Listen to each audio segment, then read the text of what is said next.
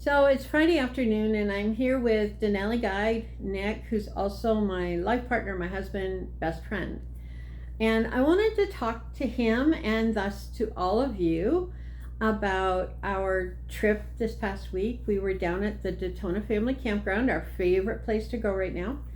And we took a trip over to Port Glasgow. And so, Nick, I'm going to ask you, what was the one thing you remember about the trip to Port Glasgow?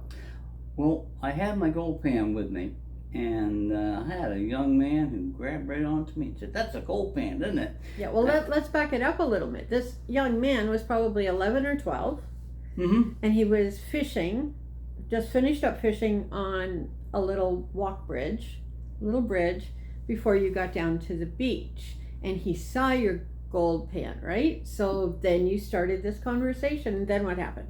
Well, he was determined to find out about gold panning because apparently he got himself a gold panning kit. He said, "But I really don't know what the technique is." I said, "Well, come on down to the water's edge and we'll try and work it out a little bit." Okay, so when I got out of the water and I saw his family sitting there, I went over to let them know that you were not some weird stranger and that you were going to help him, go through some of the gold panning techniques. This is Lake Erie, so come on, guys, this was just for fun. But they were fine with that. And Dad said, yeah, he really wanted this gold panning kit, and we got him the whole thing. So walk us through that experience. Well, the beach was a little rugged, but we got up there. The bank was too hard to dig, so we used the beach. And what I was looking for was black sand. Black sand's usually heavier minerals than the rest. And so as you swirl your gold pan around, you throw everything out that's light. And it's a black gold pan, so it was pretty funny. But I got some black sand in there. And this young man, pretty slick, he says, "Well, okay, you don't have any gold in there now, but suppose you have a little flake of gold and you don't have a little sniffer vacuum bottle to pick it up. What would you do?" He put me on the spot. I said, "Well, I'd take my little Q-tip and I'd lick it a slight little bit, just make it wet enough, and pick it up out of the pan." He goes, "Oh, wow." So what would you do if you hadn't had the Q-tip with you?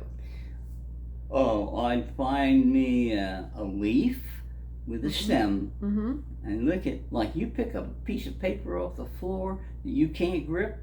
You wet your finger a little bit, put it on it, and you pick it up. Right. Exactly.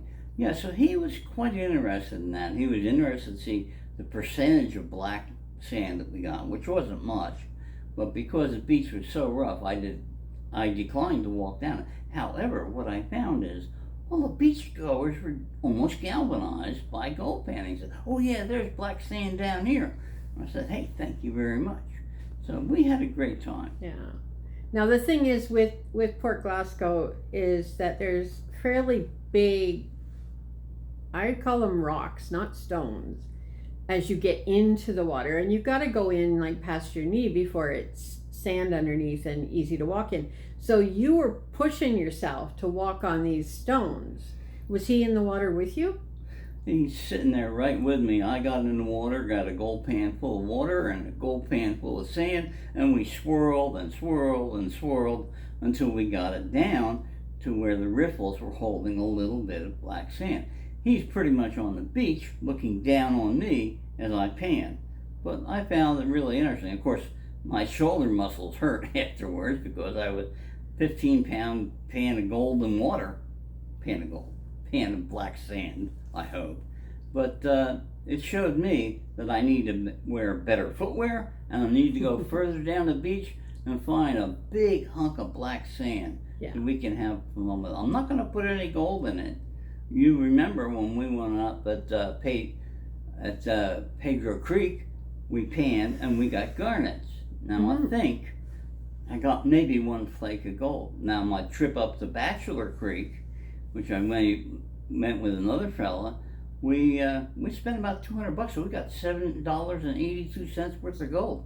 After you spend $200 to get there. Yeah, it was an adventure. Yeah. It had to classify it that way. That's the only way. And I think that young man will remember that time with you forever. And he may decide to grab his gold pan the next time the family go to the beach. You don't know. He's at that age where you get an idea and it becomes central to you. Mm-hmm. And people find the idea of gold panning very exciting. Oh, here's unbidden wealth, filthy lucre. Oh, we're gonna mint money.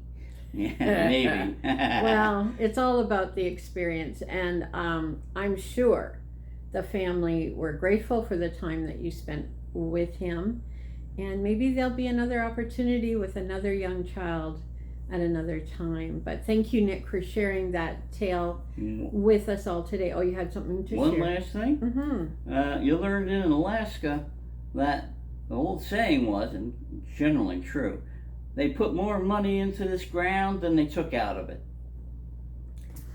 Well, and the thing is, you can never put out into the universe more than you're going to get back. And I think that young child made both of us happy that day, as you made him happy. So I'm going to sign off for now. Thanks for watching, everyone.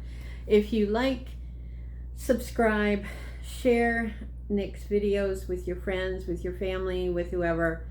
Sometimes we just do a little bit of a chit chat. Other times it goes into areas that I don't understand, but I'm here supporting him.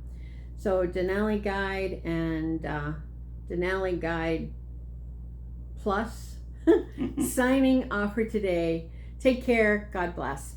And remember, the short answer. The short answer is the best. Okay, bye for now. Wave. See you guys.